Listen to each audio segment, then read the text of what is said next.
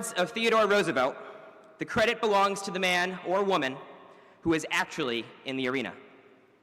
Please join me in welcoming Hillary Rodham Clinton.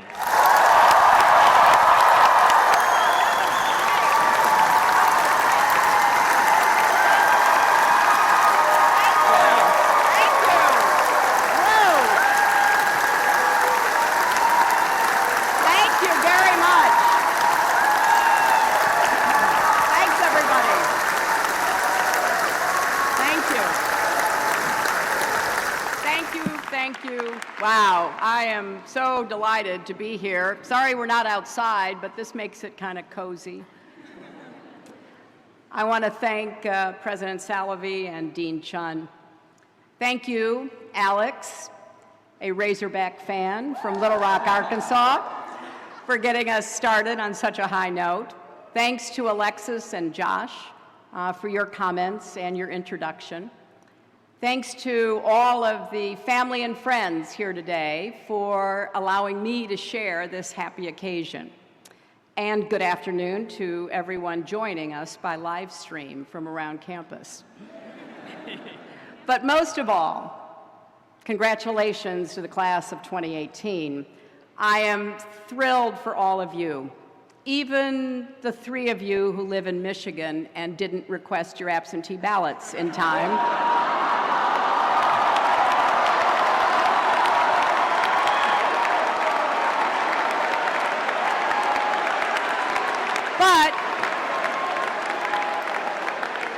Before I go any further, I just want to be sure, did the students from the new colleges make it here?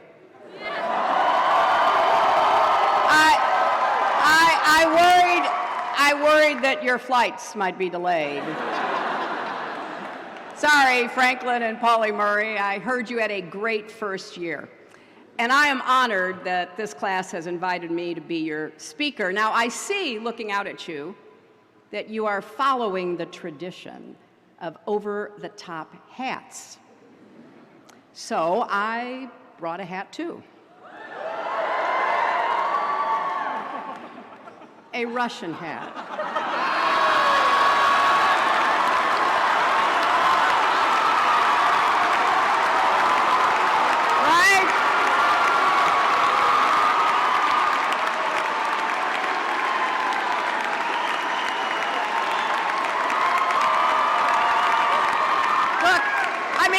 If you can't beat them, join them. You know, being here with you brings back a flood of memories. I remember the first time I arrived on campus as an incoming law student in the fall of 1969, wearing my bell-bottoms, driving a beat-up old car with a mattress tied to the roof. I had no idea what to expect. And now, to be honest, I had had some trouble making up my mind between Yale and Harvard law schools. Then one day, while we were still in that period of decision-making, I was invited to a cocktail party at Harvard for potentially incoming law students, where I met a famous law professor. A friend of mine, a male law student, introduced me to this famous law professor. I mean, truly, big three-piece suit, watch chain. And my friend said, Professor, this is Hillary Rodham. She's trying to decide whether to come here next year or sign up with our closest competitor. Now, the great man gave me a cool, dismissive look and said, well, first of all, we don't have any close competitors. And secondly, we don't need any more women at Harvard. Now, I was leaning toward Yale anyway, but that pretty much sealed the deal. And when I came to Yale, I was one of 27 women out of 235 law students. It was the first year women were admitted to the college. And as that first class of women prepared to graduate 4 years later, The New York Times reported on Yale's foray into coeducation, noting that the women, quote, worked harder and got somewhat better grades than the 940 men graduating with them, a fact, they went on to say, that some of the men apparently found threatening. Well, I was shocked.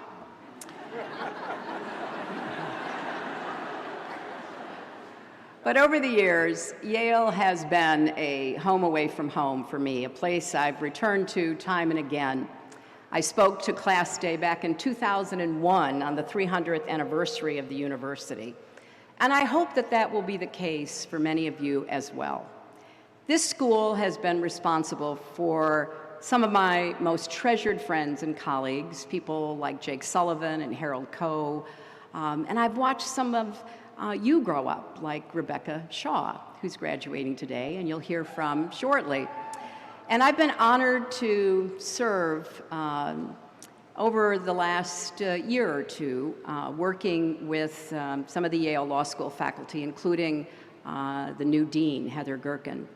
Now, Yale grads, many of whom are also here today, have worked for me in the United States Senate, the State Department, on my presidential campaigns, and I have been so well served. I have a very dedicated campaign intern here graduating, David Scheimer, the class of 2018. But I have to confess, of all the formative experiences I had at Yale, perhaps none was more significant than the day during my second year when I was cutting through what was then the student lounge with some friends. And I saw this tall, handsome guy with a beard who looked like a Viking. I said to my friend, well, who is that? And she said, well, that's Bill Clinton. He's from Arkansas, and that's all he ever talks about. And then, as if on cue, I hear him saying, and not only that, we grow the biggest watermelons in the world. And I was like, who is this person? But, you know, he kept looking at me, and I kept looking back. And so we were in the law library one night. I was studying.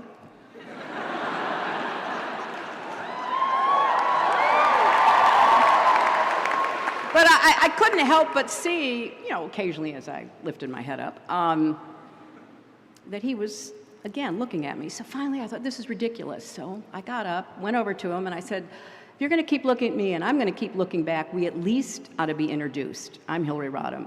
Who are you? And that started a conversation that continues to this day. Now, it was also here at Yale that I saw a flyer in the law school on a bulletin board that changed my life. Now, some of your parents and grandparents may remember flyers and bulletin boards. For the rest of you, suffice it to say, that was how we got information. It was like Facebook, but the bulletin board didn't steal your personal information.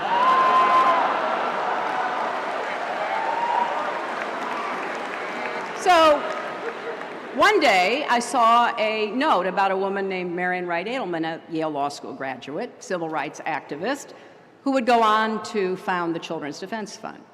Marian was coming back to campus to give a lecture. I went. I was captivated to hear her talk about using her Yale education to create a Head Start program in rural Mississippi. And I wound up working for her that summer, and the experience opened my eyes to the ways that the law can protect children or come up short. Because like many of you, I learned just as much outside the four walls of the classroom as I did sitting in a lecture hall. And I discovered a passion that has animated my life and my work ever since. Now, a lot has changed since I was here. In 2019, Yale will celebrate the 50th anniversary of the matriculation of women at the college and the 150th anniversary of the first women graduate students at Yale. And I heard that Yale officially changed the term freshman to first year. I also heard, amazingly, that the Duke's men and the Whiffenpoofs have started welcoming women. Now, as for my long-lost Whiffs audition tape, I have buried it so deep, not even WikiLeaks will be able to find it. Because if you thought my emails were scandalous, you should hear my singing voice.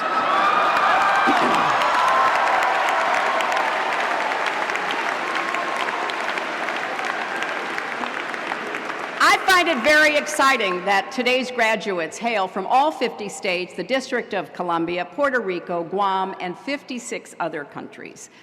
And in your 4 years on campus, you've survived late nights in the Bass cubicles and early mornings in the Sterling stacks. You've trekked up Science Hill. Maybe you've even found love at the Last Chance dance. And now you're ready to take on your next adventure. But maybe some of you are reluctant to leave. I understand that. It's possible to feel both. Because the class of 2018 is graduating at one of the most tumultuous times in the history of our country. And I say that as someone who graduated in the 60s. I recently went back and looked up those famous lines from Charles Dickens in A Tale of Two Cities because, I usually end after saying it was the best of times, it was the worst of times. But it goes on. It was the age of wisdom. It was the age of foolishness. It was the epoch of belief. It was the epoch of incredulity. It was the season of light. It was the season of darkness. It was the spring of hope. It was the winter of despair. Now, Dickens was writing about the years leading up to the French Revolution, but he could have been describing the ricocheting highs and lows of this moment in America. We're living through a time when fundamental rights, civic virtue, freedom of the press, even facts and reason are under assault like never before. But we are also witnessing an era of new moral conviction, civic engagement, and a sense of devotion to our democracy and country. So here's the good news. If any group were ever prepared to rise to the occasion, it is you, the class of 2018. You've already demonstrated the character and courage that will help you navigate this tumultuous moment. And most of all, you've demonstrated resilience. Now that's a word that's been on my mind a lot recently. One of my personal heroes, Eleanor Roosevelt, said, "You gain strength, courage, and confidence by every experience in which you really stop to look fear in the face. You are able to say to yourself, I have lived through this horror. I can take the next thing that comes along." Well, that's resilience. And it's so important because everyone gets knocked down. What matters is whether you get back up and keep going. This may be hard for a group of Yale's soon-to-be graduates to accept, but yes, you will make mistakes in life. You will even fail. It happens to all of us, no matter how qualified or capable we are. Take it from me. I remember those first months after that 2016 election were not easy. We all had our own methods of coping. I went for long walks in the woods. Yale students went for long walks in East Rock Park. I spent hours going down a Twitter rabbit hole. You spent hours in the Yale memes group. I had my fair share of Chardonnay. You had penny drinks at Wode's.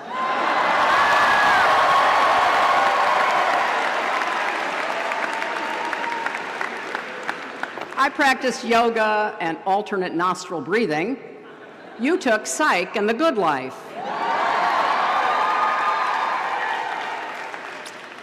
And let me just get this out of the way. No, I'm not over it. I still think about the 2016 election. I still regret the mistakes I made. I still think, though, that understanding what happened in such a weird and wild election in American history will help us defend our democracy in the future. Whether you're right, left, center, Republican, Democrat, independent, vegetarian, whatever. We all have a stake in that. So today, as a person, I'm okay, but as an American, I'm concerned. Personal resilience is important, but it's not the only form of resilience we need right now. We also need community resilience. That's something that this class has embodied during your time on campus. Literally at times, like in the March of Resilience your sophomore year. It was the biggest demonstration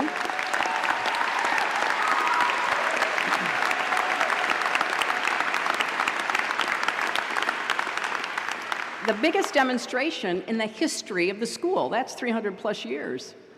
Led by women of color, supported by students and faculty, determined to make Yale a more just, equitable, and safe place for everyone. Many of you have said that March was a defining moment in your college experience, and that says something about this class and your values.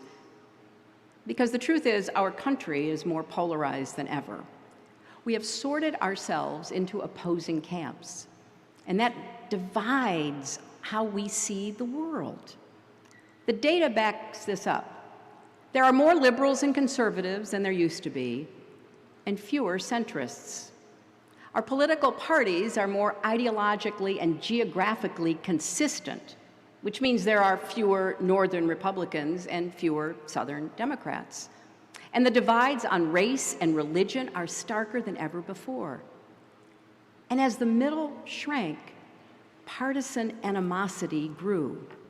Now, I'm not going to get political here, but this isn't simply a both sides problem. The radicalization of American politics hasn't been symmetrical.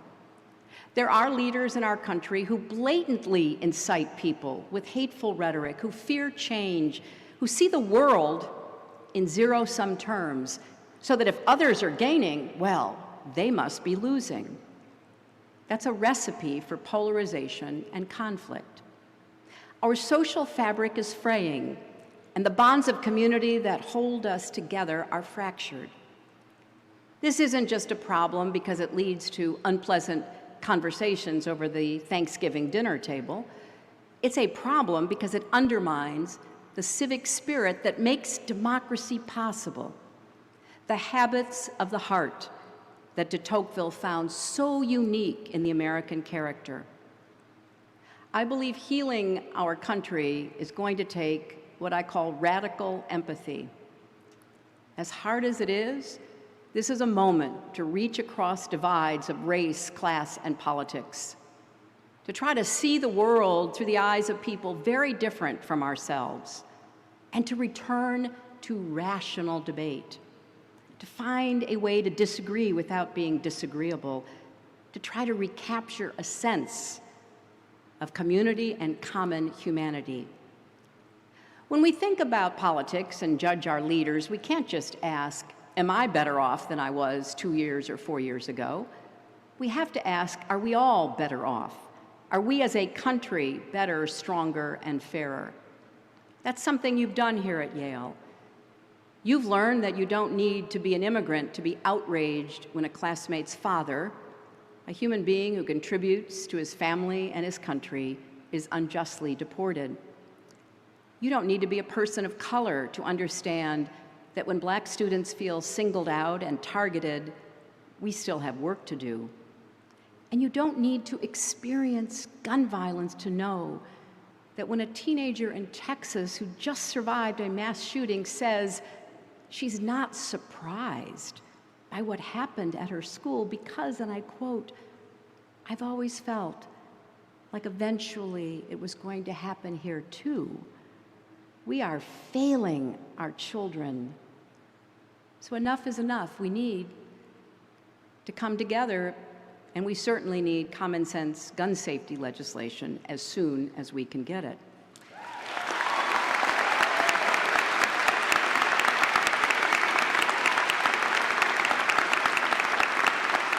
Now, empathy should not only be at the center of our individual lives, our families, and our communities, it should be at the center of our public life, our policies, and our politics. I know we don't always think of politics and empathy as going hand in hand, but they can, and more than that, they must. As former Secretary Madeleine Albright writes in her terrific new book, Fascism, A Warning, she says, "This generosity of spirit, this caring about others and about the proposition that we are all created equal, is the single most effective antidote to the self-centered moral numbness that allows fascism to thrive. And of course, Madeleine had personal experience fleeing the Nazis in Czechoslovakia as a baby, returning after the war, fleeing the communists as a young girl. Now that brings me to one more form of resilience that's been on my mind over the last year, democratic resilience. In 1787, after the Constitutional Convention in Philadelphia, Benjamin Franklin, who, by the way, received an honorary degree from Yale, was asked by a woman in the street outside Independence Hall, "Well, doctor, what have we got, a republic or a monarchy?" And Franklin answered, "A republic, if you can keep it." Right now, we're living through a full-fledged crisis in our democracy. Now, there are not tanks in the streets, but what's happening right now goes to the heart of who we are as a nation. And I say this not as a Democrat who lost an election, but as an American afraid of losing a country. There are certain things that are so essential they should transcend politics. Waging a war on the rule of law and a free press, delegitimizing elections, perpetrating shameless corruption, and rejecting the idea that our leaders should be public servants undermines our national unity. And attacking truth and reason, evidence and facts should alarm us all. You and your parents have just paid for a first-class, world-class education. And as Yale history professor Timothy Snyder writes in his book on tyranny, to abandon facts is to abandon freedom. If nothing is true, then no one can criticize power because there is no basis upon which to do so. If nothing is true, then all is spectacle. I think Professor Snyder, both in that book and in his new one, The Road to Unfreedom, is sounding the alarm as loudly as he can. Because attempting to erase the line between fact and fiction, truth and reality, is a core feature of authoritarianism. The goal is to make us question logic and reason and to sow mistrust toward exactly the people we need to rely on: our leaders, the press, experts who seek to guide public policy based on evidence, even ourselves. Just this week, former Secretary of State Rex Tillerson said, "If our leaders seek to conceal the truth, or we as people become accepting of alternative realities that are no longer grounded in facts, then we as American citizens are on a pathway to relinquishing our freedom." Perhaps a tad late, but he's absolutely right. So how do we build democratic resilience? I think it starts with standing up for truth, facts, and reason, not just in the classroom and on campus, but every day in our lives. It means speaking out about the vital role of higher education in our society to create opportunity and equality. It means calling out actual fake news when we see it, and supporting brave journalists and their reporting, maybe even by subscribing to a newspaper. Now, most of all, as obvious as it seems, it means voting in every election, not just the presidential ones. So yes, these are challenging times for America, but we've come through challenging times before. You know, I think back to the night Barack Obama was elected president. Many of us, so many of us, were jubilant. Even I, who had once hoped to beat him, was ecstatic. It was such a hopeful moment. And yet, in some ways, this moment feels even more hopeful, because this is a battle-hardened hope, tempered by loss and clear-eyed about the stakes. We are standing up to policies that hurt people. We are standing up for all people being treated with dignity. We are doing the work to translate those feelings into action. And the fact that some days it is really hard to keep at it just makes it that much more remarkable that so many of us are, in fact, keeping at it. It's not easy to wade back into the fight every day, but we're doing it. And that's why I am optimistic. because of how unbelievably tough Americans are proving to be. I've encountered lots of people in recent months who give me hope. The Parkland students who endured unthinkable tragedy and have responded with courage and resolve. The leaders and groups I've gotten to know through Onward Together, an organization I started after the election to encourage the outpouring of grassroots engagement that we're seeing. Everyone who is marching, registering voters, and diving into the issues facing us like never before, some for the very first time in their lives. And I find hope in the wave of women running for office and winning, and hope in the women and men who are dismantling the notion that women should have to endure harassment and violence as a part of our lives. So we have a long way to go. There are many fights to fight, and more seem to arise every day. It will take work to keep up the pressure, to stay vigilant, to neither close our eyes nor numb our hearts or throw up our hands and say, someone else take over from here. Because at this moment in our history, our country depends on every citizen believing in the power of their actions, even when that power is invisible and their efforts feel like an uphill battle. Of every citizen voting in every election, even when your side loses.